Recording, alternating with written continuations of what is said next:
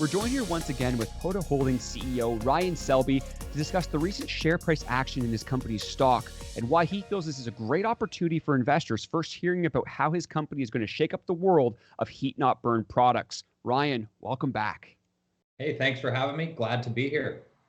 Yeah, there's a lot of exciting things to speak about, but first, I'd like to start off with addressing the most pressing question, which pertains to the recent price action of your stock. Since raising $15 million at $2 Canadian in the summer, you've had some great developments, like announcing your first shipments of products that went overseas and how you soon go from producing 40,000 pods a month to 10 million a month.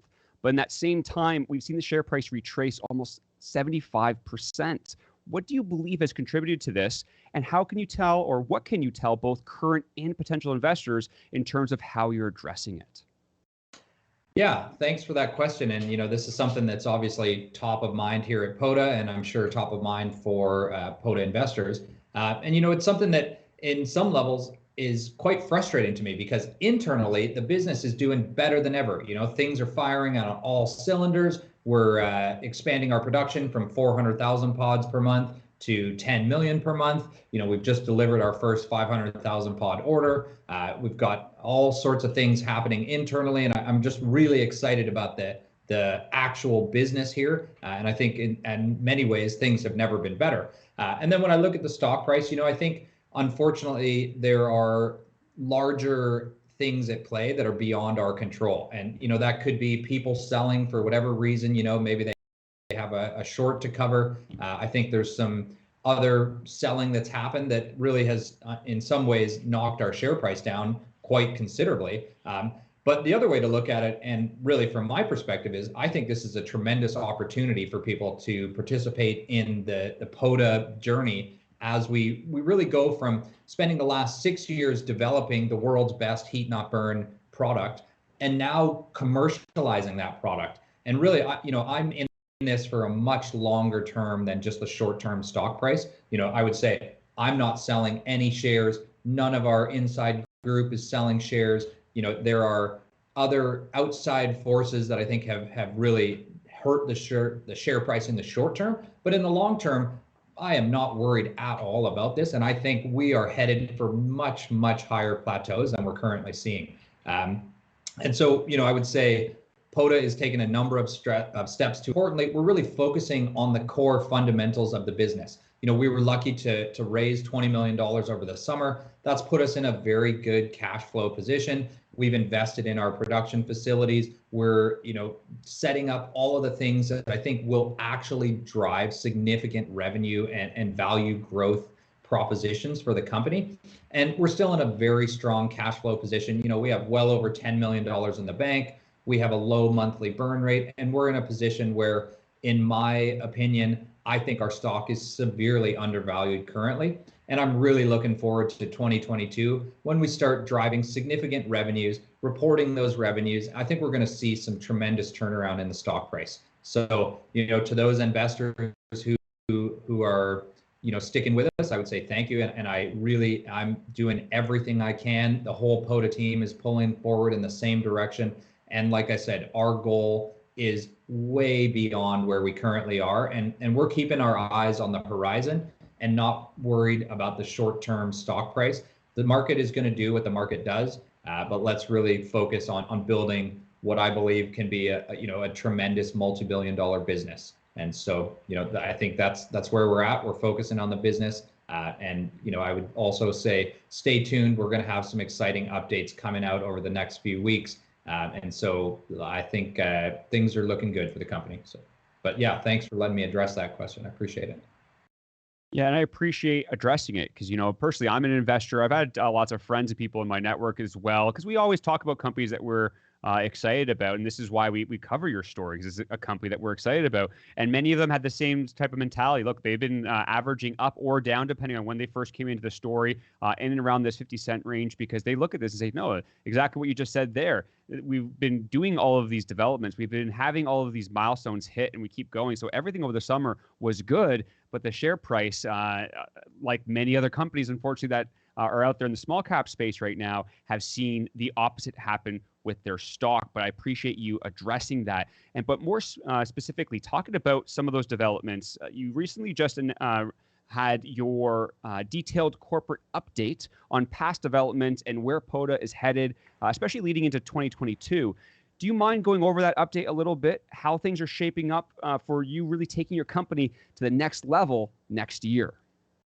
Yeah, no, I'm happy to address that as well. And I think that's part of what we're trying to build here is to really tell the story of PODA, what our vision is for the future, where we want to take the company, and some of the really important things that we have already done. And so to that note, we've spent the last 6 years developing and patenting the world's first closed-ended heat-not-burn cigarette. And I think the value of that really can't be overstated. That patent is fully granted in Canada. It's progressing nicely through the patent stages in all of the other jurisdictions where we filed it. And I think, that gives us a tremendous platform to grow our business in jurisdictions around the world, covering almost 70% of the global population.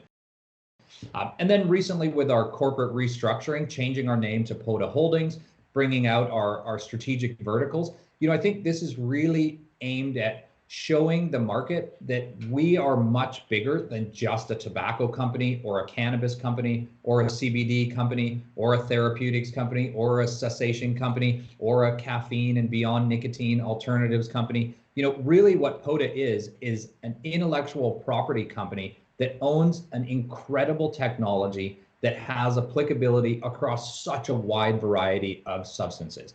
And I think from an investor point of view, being able to participate in PODA Holdings, the parent company, as we enter into these different markets around the world, I think provides tremendous opportunity for really phenomenal growth. And then importantly, on our ESG commitment, we really, from the beginning, we have been committed to ESG principles. So from an environmental perspective, we developed the world's first fully biodegradable cigarette. And that I think can't be overstated. Cigarettes make up one of the largest factors of pollutants in the world. And so for us, having a commitment to bringing out products that are not going to create more trash in the environment, I think is a really tremendous commitment, both for me internally as somebody that I really, the last thing I want to do is create a product that's selling billions per month, that's putting billions of pieces of trash into the environment. But then also, I think from a socially responsible point of view, it is the right thing to do. The world is moving away from single-use plastics.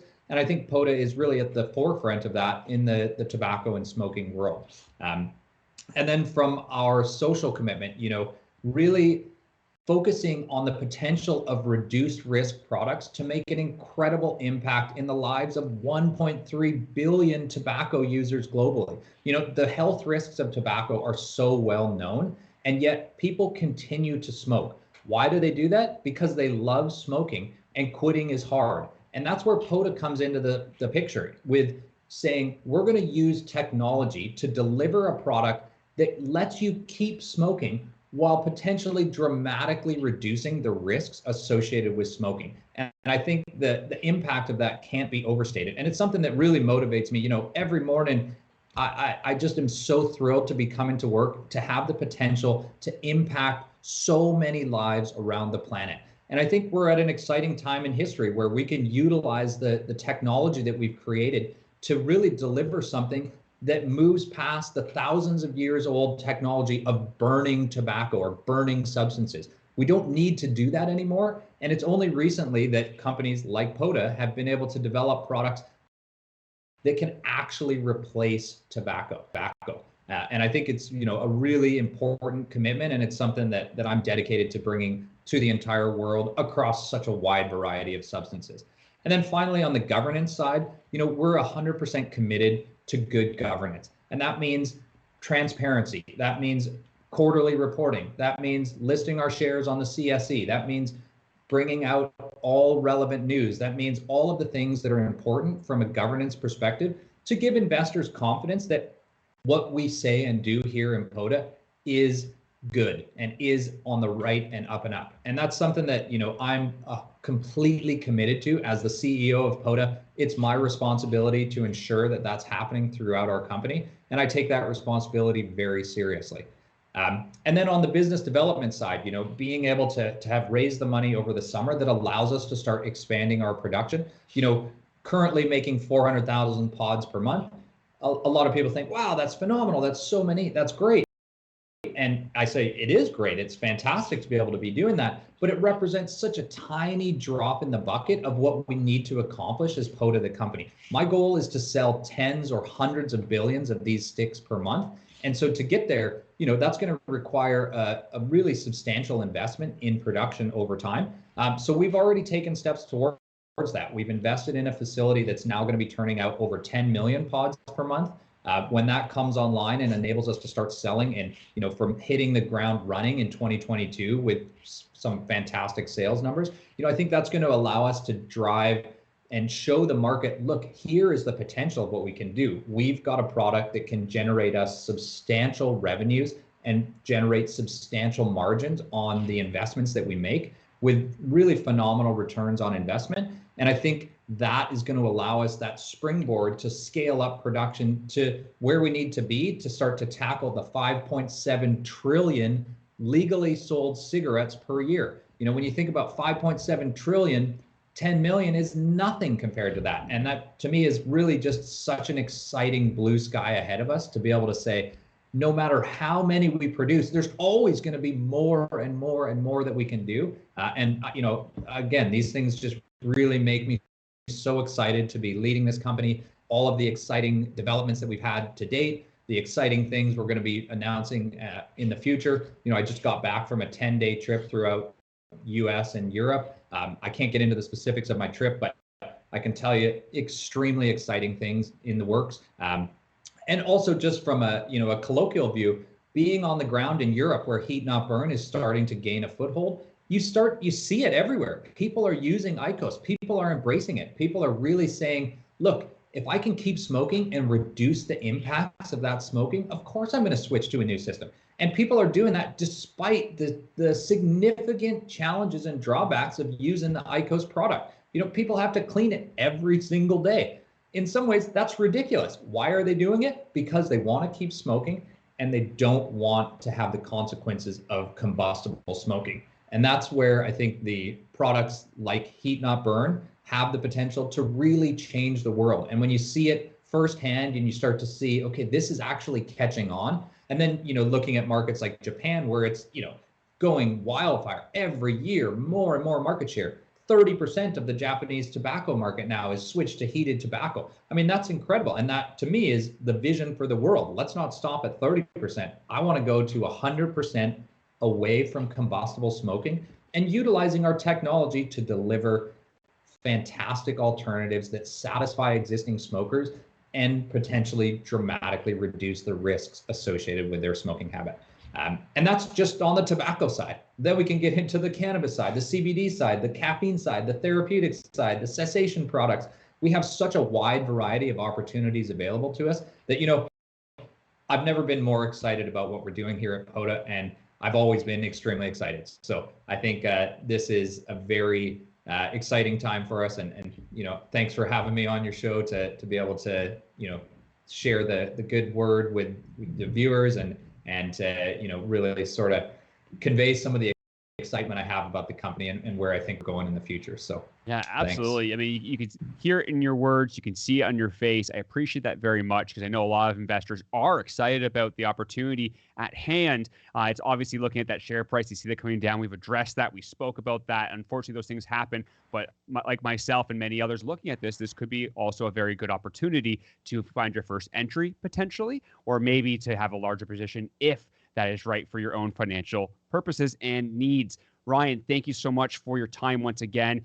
Very excited to hear more about that trip overseas. And when you can talk about it, I know we'll have you back on here as well. But once again, thank you for your time and look forward to speaking to you again soon in the very near future.